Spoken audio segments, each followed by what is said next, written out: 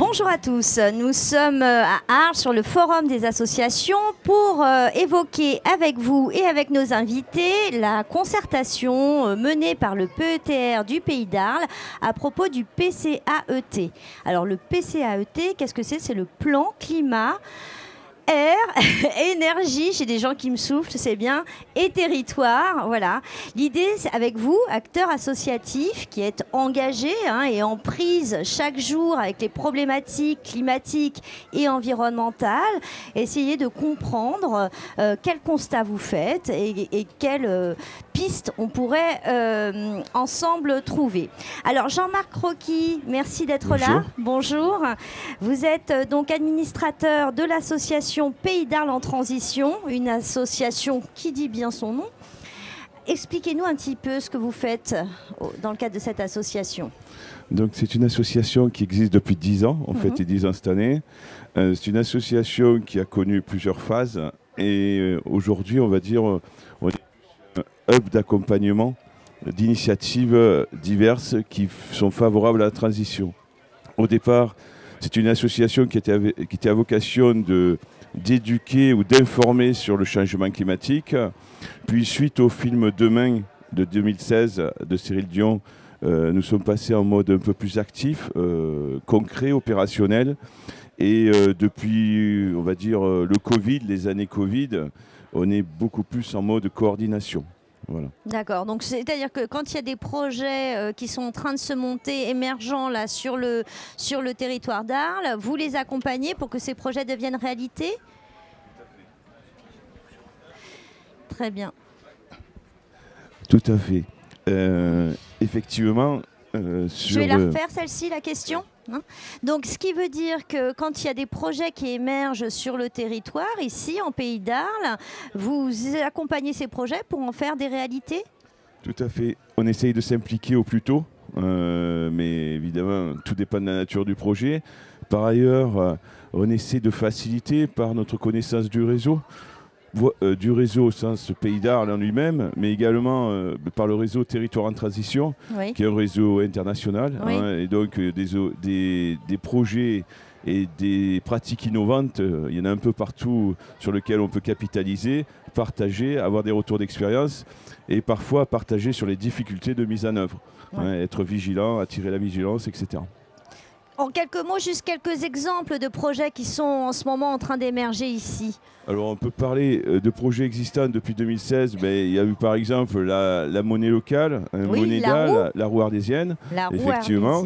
Un autre projet qui prend plus de temps, qui s'appelle les centrales villageoises, qui vise à produire de l'électricité à partir de bâtiments publics, par exemple. Donc ça, c'est deux exemples. C'est du photovoltaïque. C'est du photovoltaïque, accompagné par une structure qui s'appelle Enercop, qui a l'habitude de la pratique de ces projets. Et enfin, on a aussi des actions concernant la sensibilisation à la réduction et au tri des déchets.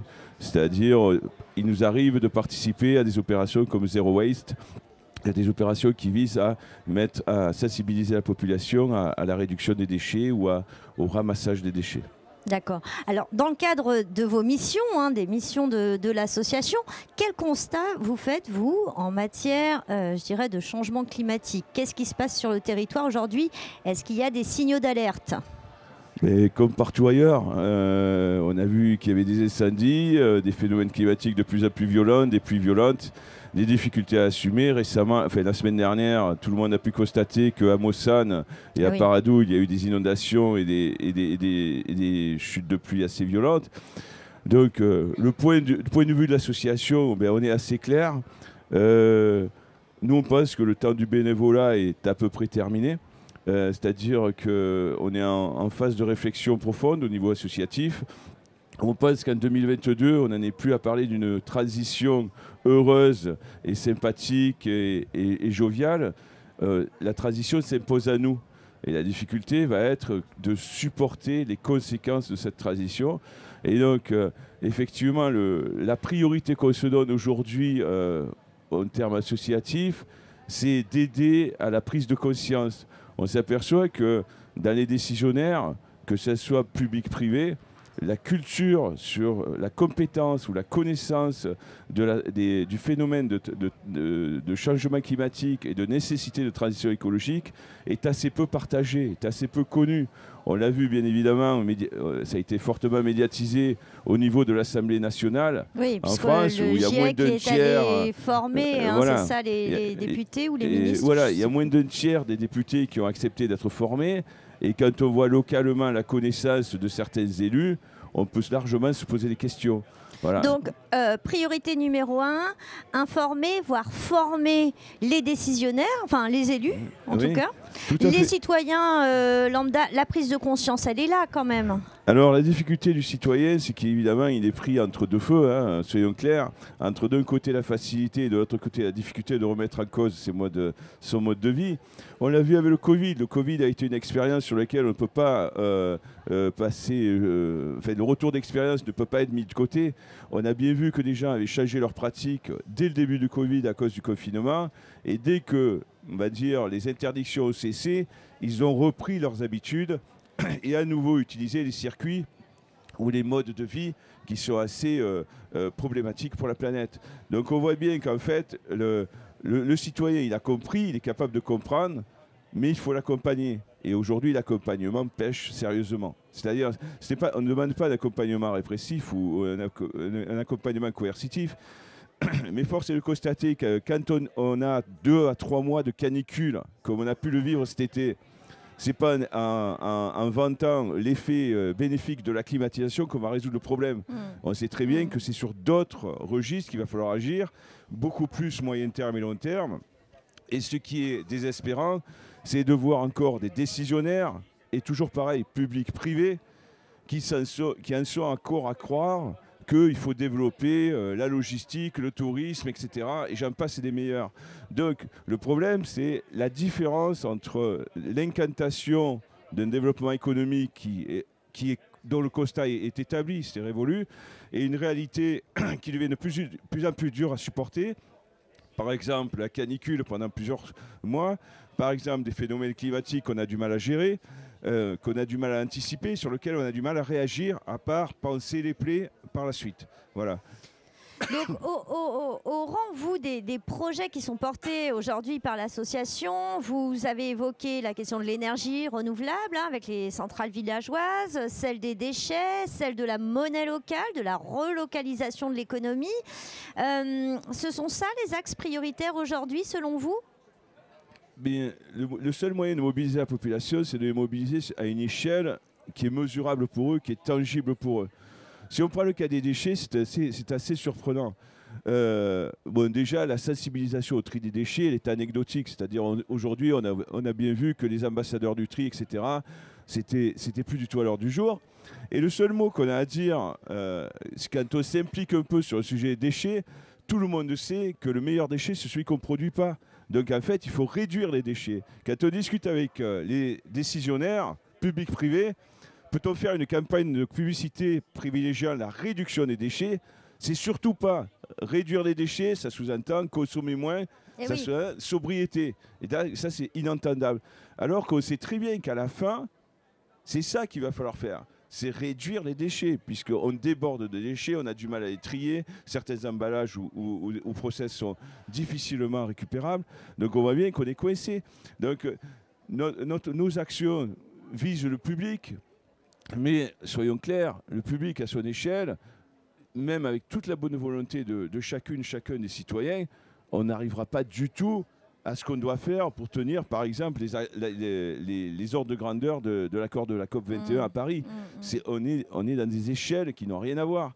Si on veut faire des efforts, il faut faire des efforts dans des niveaux d'efforts qui sont considérables. Sauf que divisé par 8, par exemple, les déplacements et la mobilité individuelle, ça sous-entend qu'on a mis des alternatives en place. Je ne parle pas uniquement des transports publics, je parle également du télétravail, du distanciel, etc. Quand on voit aujourd'hui la difficulté qu'on a à promouvoir cela auprès des administrations et des entreprises privées, qui sont toutes là à dire que ce n'est pas possible, que c'est inenvisageable, etc. Toutefois, pendant le Covid, quand ça s'est imposé à nous, on s'est aperçu qu'ils ont trouvé des solutions. C'est-à-dire que quand il y a une interdiction, on trouve des solutions. Dès lors que c'est sur la bonne volonté, en gros, on n'a pas envie d'afficher, de faire des efforts, etc. Donc c'est la partie la plus difficile. Aujourd'hui, Jean-Marc, on est là parce que donc, le PETR du Pays d'Arles a lancé une concertation pour l'écriture de son plan climat. Vous, qu'est-ce que vous voudriez voir écrit dans ce plan climat? Alors, ce qu'on voudrait voir, c'est que 29 communes, puisqu'il y a 29 communes dans le Pays d'Arles, 29 communes se parlent, se mettent d'accord sur un minimum de ce qu'ils pourraient faire ensemble. Parce que 29 communes écrivent chacune dans leur coin ce qu'elles aimeraient faire. C'est sympathique. Le problème, c'est qu'on est 29. Donc, si on ne pousse pas sur un sujet donné, tous dans le même sens, il n'y a aucune chance que ça débouche. Mais comment faire pour que ce sujet soit commun et le sujet prioritaire à ces 29 communes? Parce que je peux imaginer que certaines communes de taille réduite ne vont pas avoir les mêmes besoins que Carles, par exemple. Tout à fait. On prend le cas de l'eau, par exemple. Les restrictions d'eau. Il y a des communes qui ont connu des restrictions d'eau. La ville d'Arles, on a reçu un message de la CCM qui nous disait d'être vigilant sur la consommation en eau. Mais de notre côté, on a vu toutes les stations qui permettaient de laver les voitures continuent à fonctionner quand on demande aux citoyens de moins consommer d'eau. Donc, vous comprenez que le citoyen, il a un peu de mal à se situer là. D'accord ? Donc, effectivement, quand dans les 29 communes du Pays d'Arles, certaines commencent à se priver ou restreindre l'eau, l'accès à l'eau potable, mais peut-être qu'il y aurait une notion de solidarité, tout simplement. Montrer que ce qui s'applique à un endroit particulier parce qu'ils ont des problèmes d'approvisionnement en eau potable, par ailleurs, c'est pas parce qu'on est bien servi, comme la ville d'Arles, qu'il faut faire comme si le problème n'existait pas ou existe peu. On n'agit pas de concert, que ce soit sur tous les thèmes. La mobilité, de traiter le problème de la mobilité, ça se traitera à l'échelle du Pays d'Arles, voire plus. Donc si on ne s'entend pas entre les transports intercommunaux, comment arriver à mettre quelque chose en place de pérenne? Sur l'eau, sur l'alimentation, sur l'autonomie énergétique. S'il y en a un qui part dans un sens et s'il y en a un qui part dans l'autre, comment arriver à faire des synergies? Parce que derrière, ce sont des investissements colossaux. On parle de transformation à base de biométhane. C'est des investissements colossaux. Ça prend du temps. Ça ne se fait pas à l'échelle individuelle. Donc tout ça va nécessiter d'expérimenter, probablement de se tromper également. Et donc il faut accepter. Voilà, il faut accepter, il va falloir tâtonner. C'est pas simple. Voilà. Et en termes énergétiques, si je souligne ce point-là parce qu'il me tient à cœur, entre le précédent plan climat et le nouveau plan climat, le constat qui a été fait, c'est que notre indépendance énergétique a diminué. Donc, au contraire, les communes, au lieu de se prendre en charge et essayer de réduire, de faire en sorte que la dépendance énergétique diminue, au final, on a une augmentation de la dépendance énergétique. Donc, on n'est pas dans le bon sens, on est tous d'accord. Donc, c'est ça, c'est se remettre tous ensemble, donc de manière collective, ces 29 communes, se mettre d'accord sur des priorités communes, des actions communes, et se remettre en marche dans le bon sens, parce que vous venez de le rappeler, sur les dernières années, finalement, on a cru qu'on faisait et qu'on faisait bien, mais ce n'est pas le cas. Tout à fait. Vous avez les incendies de la Montagnette. Ça ne concerne pas que Graveson, Barbantane. La ville d'Arles est impactée par les incendies de la Montagnette, puisque par exemple, les accès, etc., le tourisme, on va être infecté.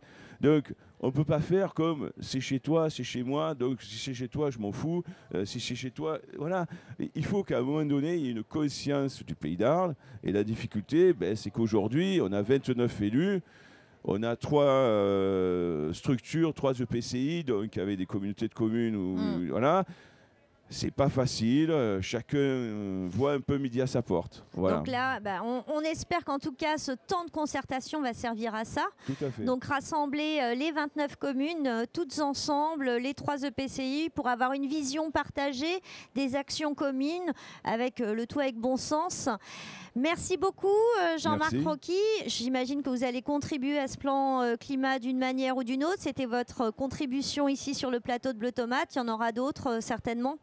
Merci, je vous remercie de nous avoir donné l'opportunité de parler, de prendre la parole et d'expliquer. Maintenant, effectivement, on va pousser autant que faire se peut pour faire évoluer les choses dans le bon sens. Voilà, c'était Pays d'Arles en transition. Donc si vous avez un projet lié à la transition écologique en Pays d'Arles, que vous ne savez plus trop comment avancer, ou que vous avez juste l'idée, mais que ce n'est pas encore devenu une réalité, voilà, l'association, c'est celle-ci qui pourra vous accompagner. Merci Jean-Marc, à bientôt. Merci à vous. Au revoir.